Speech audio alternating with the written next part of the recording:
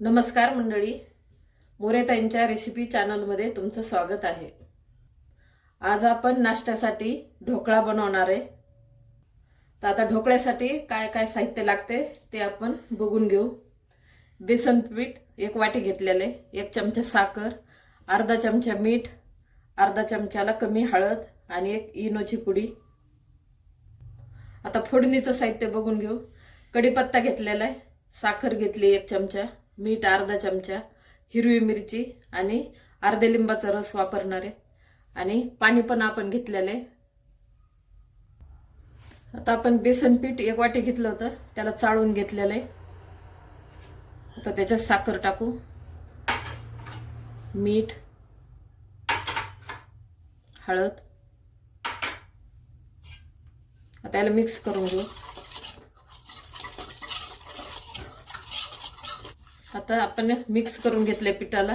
आता पाणी टाकू थोडं थोडं आणि याला अजून चांगलं मिक्स करून घेऊ पाणी टाकून।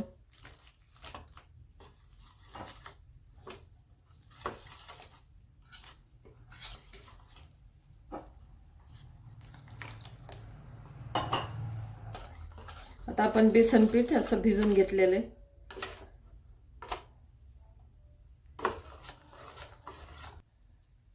आपण डब्याला तेल लावून घेतलेले, जे आपण आता बेसन पीठ काढून ठेवले ते याच्यामध्ये टाकणार आहे। तर याला आधी तेल लावून घेतले पूर्ण वरून आणि असं आतून पण।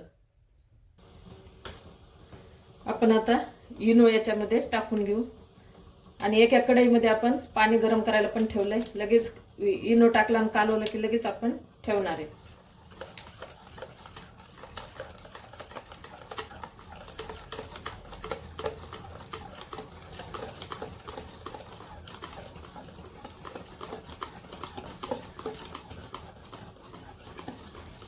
आता आपलं पीठ हे एकदम मस्त कालून झालेलं आहे। आता आपण लगेच डब्यामध्ये तेल लावलेल्या डब्यामध्ये टाकून घेणार आहे।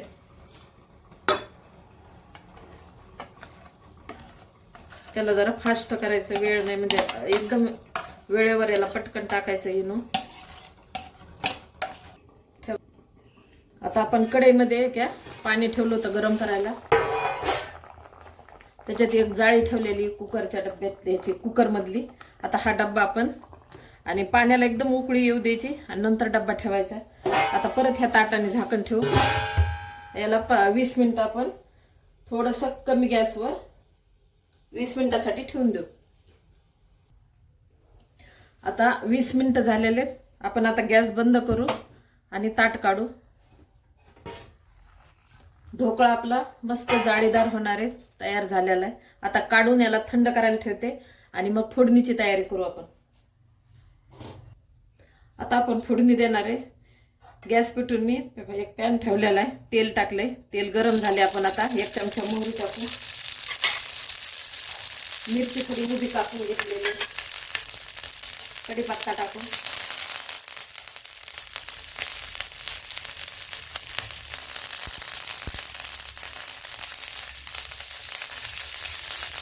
थोडंसं मीठ,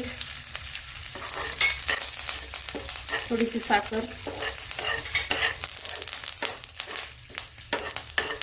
आता आपण पाणी टाकू,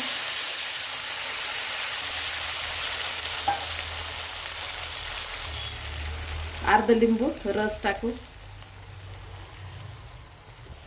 आता आपली फोडणी पण तयार आहे। आता आपण ढोकळा काढून घेऊन फोडणी ढोकळ्यावर टाकून देऊ। आता आपण ताटामध्ये ढोकळा काढून घेतलेला आहे। आता याच्या वड्या करून घेऊ आपण।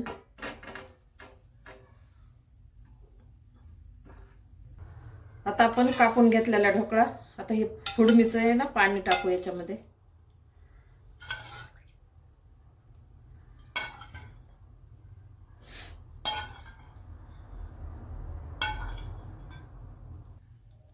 आता आपण ढोकळा काढून घेऊन त्याच्यावरती फोडणी टाकलेली, ढोकळा खाण्यासाठी तयार आहे। एकदा तुम्ही माझ्या पद्धतीने असा नक्की करून बघा आणि व्हिडिओ माझा पूर्ण बघा आणि नवीन जर कुणी असेल ते सबस्क्राइब करा मला। अशा प्रकारे ढोकळा तयार आहे, एकदा नक्की ट्राय करा आणि कमेंटमध्ये कळवा।